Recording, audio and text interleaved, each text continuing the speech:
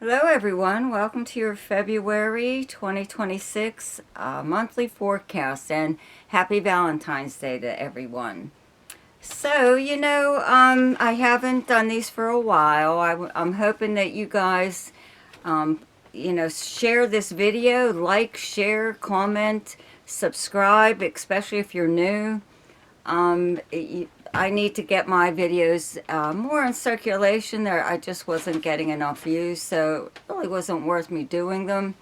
I will always still do the shorts, but we'll see how the monthlies go. Okay, but anyway, so the month actually starts off with a full moon in Leo. Okay, on the 1st. Then on the 3rd, Uranus turns direct. It's still in Taurus.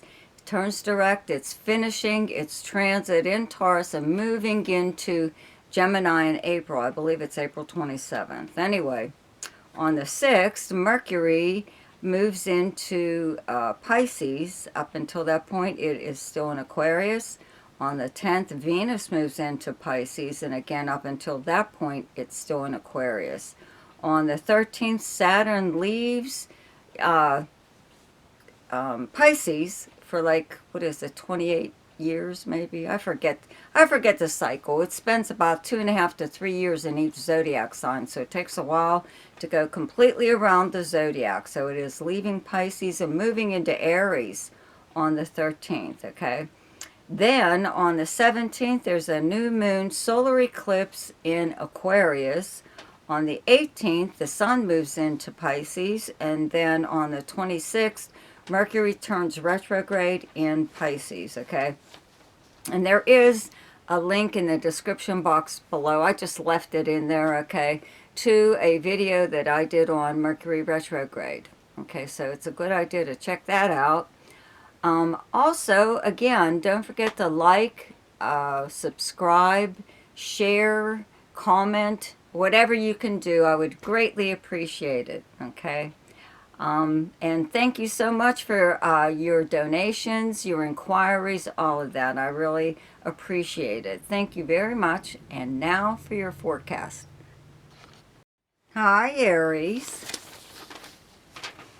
Happy Valentine's Day. So, I'm going to start with the full moon and the new moon because the full moon is on the 1st in Leo in your 5th house, okay? So there aren't any planets in Leo right now, so I don't think it's going to be that dramatic, okay? The 5th house is the house of romance and fun, gambling, speculation, any kind of sport or form of entertainment, and children, many things actually. It's the house of fun. And the new moon is in Aquarius. It's a solar eclipse, okay? New moon solar eclipse on the 17th in Aquarius in your 11th house, which is directly across from your 5th house. So your 11th house is basically like your friends. It's your most sociable house. Okay, so it's socializing in person or online. You don't even have to leave the house to socialize. It's also any group or organization that you belong to, and also the house of dreams, hopes, and wishes. So the planet Pluto is here. Okay, it's going to be here for about 20 years. So it means a lot of this area will be changing for you. In some ways, though, you're developing very strong friendships with very powerful people. Okay, Mars is here this month in Aquarius. Okay, now the sun is here up until the 18th. And, planets have been here since last month. So there's only like Mercury is still here up until the 6th, and Venus is still here up until the 10th. Okay, along with the sun, Mars, and Pluto. So this new moon solar eclipse will bring a new beginning to this area, okay, within your, let's say, group of friends even. And an eclipse will, the effect of an eclipse lasts a little bit longer than normal. And no one really knows how long, okay? It's anywhere from a few weeks to a few months or maybe even just for you a few days. It depends on how it affects you. But eclipses sometimes eclipse people or something out of your life. Okay, so this being the house of friends, it could be a person within your group of friends is leaving for whatever reason. Maybe they're moving away, or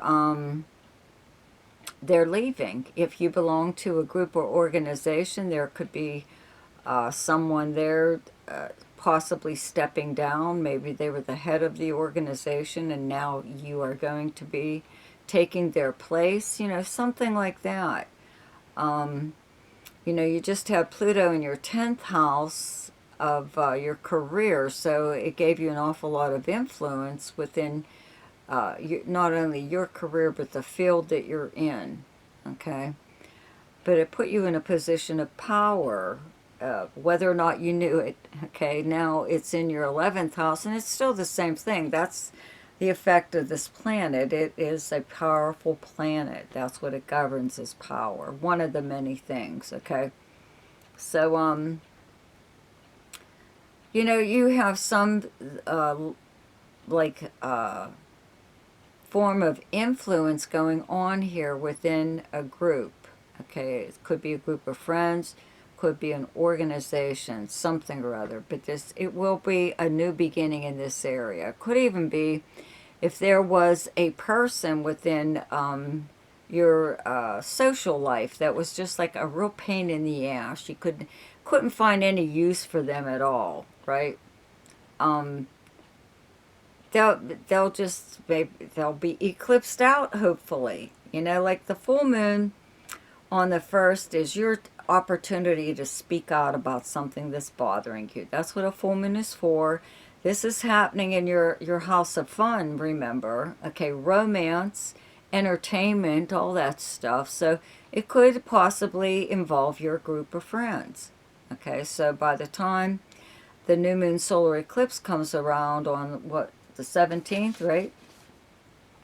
It would have been resolved, It could be something as small as, you have someone within your friend group that is always calling the shots, always wants everybody to do this, go here, not do that, blah, blah, blah. They don't like that kind of music. They don't like those films. Stuff, it could be something that small where you put a stop to that, and a new beginning comes within. Maybe they didn't even know it was a problem. Okay. Anyway, so then the sun moves into Pisces on the 18th, and Mercury moves into Pisces on the 6th, and Venus moves into Pisces on the 10th, and Mercury turns retrograde in Pisces on the 26th in your 12th house, where you have the sign of Pisces, okay? Now, Neptune was in Pisces for a very long time, and it left last month and went into Aries, into your 1st house. And now the same thing is happening with Saturn, which was also in Pisces for like the past few years, okay? So now it's moving into your 1st house of Aries on the 13th. So this is all going to be a little different for you. It's maybe I might do a video on Saturn and Neptune, but I know I probably will be doing a video on Uranus in Gemini. Okay, it's also getting ready to move. But it is a little different, having both Saturn and Neptune traveling together. Not a lot of fun, these planets, when they're together. You may want to read up on, I'm going to tell you to Google Neptune in the 1st house and Saturn in the 1st house. Okay, put transiting Neptune in the 1st house, transiting Saturn in the 1st house. And that's if you have Aries rising. More than likely, that's why, it's more than likely why you're listening to this, but wherever you have Aries in your chart, okay, you may have a different rising sign other than Aries, so just put in that house, okay? It's, instead of saying your 1st house, say you have Aries in your 8th house, You know, say whatever. Transiting Saturn in the 8th house, okay? So anyways, Uranus, okay, has been in Taurus for the past so many years, and it is turning direct on the 3rd. It was retrograde, and it's trying to end its transit in Taurus so it can move forward starting on the 3rd and into Gemini in April, into your 3rd house. Okay, so that'll be a little different. Not having Uranus in a 2nd house of income and possessions and many other things, but it was very sink or swim sometimes when it came to finances, just because they were so up in the air, off and on. With the planet Uranus here brings in sudden surprises, events, totally out of the blue, and having this planet in your financial area, you know, really, it's very unpredictable. Let's put it that way. You probably couldn't really rely on. Maybe you have a normal everyday job. That's one thing, but there could have been other things coming up, such as like expenses and stuff like that. Whatever. So, let's see here. The best time to do something each month is when the moon is in your own sign, and the moon is in Aries on the 19th, 20th, and 21st. The best time to lay low is when the moon is in your opposite sign, and your opposite sign is Libra, and those dates are the 5th, 6th, and 7th. The best time for romance, recreation, creativity, fun, gambling, and speculation, or anything to do with children is the 1st, 2nd, 15th, 16th, 17th, and 28th. The best time for money is the 7th, 8th, 9th, 21st, 22nd, and 23rd. The best time for your careers are 12th, 13th, and 14th. And the best time for communication and travel is the 10th, 11th, 12th, 24th, and 25th. So I hope you enjoyed your forecast for February. Happy Valentine's Day to you. See ya.